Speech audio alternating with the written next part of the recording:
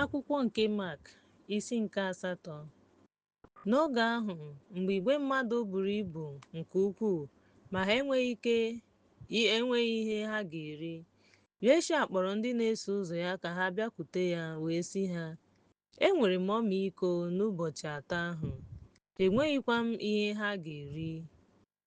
N'ụlọ ha ga-ada mba n'okporo ụzọ, n'ihi na ụfọdụ n'ime ha si ebe dị anya bịa. Mgbe ahụ ndị na-eso ụzọ ya zara ya, ebee ka ndị a ga-esi rie nri n'ọzara ebe a? O wee jụọ ha sị, achịcha ole ka unu nwere? Ha wee zaa sị, 7. O wee nye igwe mmadụ ahụ iwu ka ha nọdụ ala. O wee were achịcha 10 ahụ kelee, gbawaa ha nye ha. Ha wee nye ndị mmadụ ahụ. Ha nyere ndị na-eso ụzọ ya ka ha nye ha n'ihu ha. Ha nyekwara obere azụ. Mgbe o kelesịrị Chineke, o nyere ha iwu ka ha tinyekwa ha n'ihu ya. Ha riri ihe, afọ jukwara ha. Ha wee were anụ fọdụrụ, nkata 10 juru, ndị riri ihe dịka 4,000. O wee zipụ ha. Mgbe ahụ ọ banyere n'ụgbọ mmiri ya na ndị na-eso ụzọ ya wee bịa n'akụkụ Dalmanuta. Ndị Farisii bịaruru nso wee malite ịrụ ụka na mmụọ ọjọọ sitere n'aka Chineke na ya, na-achọ ihe ịrịba ama n'anya ya. Mgbe ahụ o kuru ume nke ukwuu n'ime mmụọ ya wee sị, gịnị mere ọgbọ a ji achọ ihe ịrịba ama?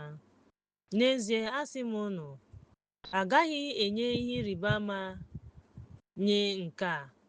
Mgbe ahụ ọ hapụrụ ha ọgbọ niile, ọ kpọghachiri ụgbọ mmiri ahụ wee gawa n'ụsọkụ osimiri nke ọzọ. Ha chefuru iwere achịcha. Ha ji naanị 1 paụnd n'ụgbọ mmiri ahụ. O wee nye ha iwu sị, lezienụ anya maka iwu ndị Farisii na iwu Herọd. Ha tụgharịrị n'etiti onwe ha sị, ọ bụ n'ihi na anyị enweghị achịcha? Mgbe Yeshua nụrụ nke a, ọ sịrị ha, gịnị mere unu ji na-eche echiche otu a, n'ihi na unu enweghị achịcha? Unu aghọtabeghị ya? Obi unu ka siri ike. Unu nwere anya ma unu ahụbeghị ihe. Unu nwere ntị ma unu anụghị ihe. Unu echetaghịkwa mgbe m gbawara achịcha 5 ahụ n'etiti 5,000, nkata ole jupụtara na anụ agbajiri agbaji ka unu nwere?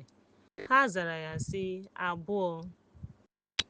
Mgbe ahụ otu onye gbawara 10 n'etiti 4,000, nkata ole jupụtara na anụ rere ure ka unu nwere? Ha zara sị, 7. Mgbe ahụ ọ sịrị ha, gịnị mere na unu aghọtaghị ihe ọ bụ? Mgbe ọ bịarutere Betsaida, ha kpọtara ya otu onye ìsì ma chọọ ka o mee ya ihe ọjọọ. O wee jide onye ìsì ahụ n'aka, duru ya pụọ n'obodo ahụ, gbụpụ ọnụ mmiri n'anya ya, bikwasị ya aka n'ahụ, jụọ ya ma ọ maara ihe ọbụla. O lere anya wee sị, ahụrụ m ndị mmadụ, n'ihi na ha hụrụ m ka ha na-eje ije dịka osisi. O wee tinye aka ya n'ahụ ya ọzọ, o wee hụ ụzọ. Ọ hụrụ ụzọ ọzọ, hụkwara mmadụ niile n'ebe dị anya.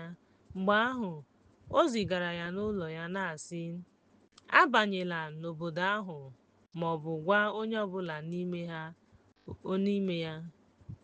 Mgbe ahụ Yeshua na ndị na-eso ụzọ ya pụrụ gaa n'obodo Sizaria Filipai. Mgbe ọ nọ n'ụzọ, ọ jụrụ ndị na-eso ụzọ ya sị,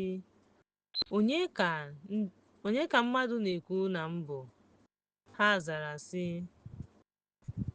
ụfọdụ na-asị Jọn onye na-eme baptizim, ụfọdụ na-asị Elaịja, ụfọdụ na-asị otu n'ime ndị amụma. Ọ sịrị ha, ma onye ka unu na-asị na m bụ?” Pita zara sị ya, gị onwe gị bụ Yeshua ahụ.” O wee nye ha iwu siri ike ka a ghara ikwu ihe ọbụla gbasara ya nye onye ọbụla. Mgbe ahụ ọ malitere izi ha na Nwa nke Mmadụ ga-ata ọtụtụ ahụhụ.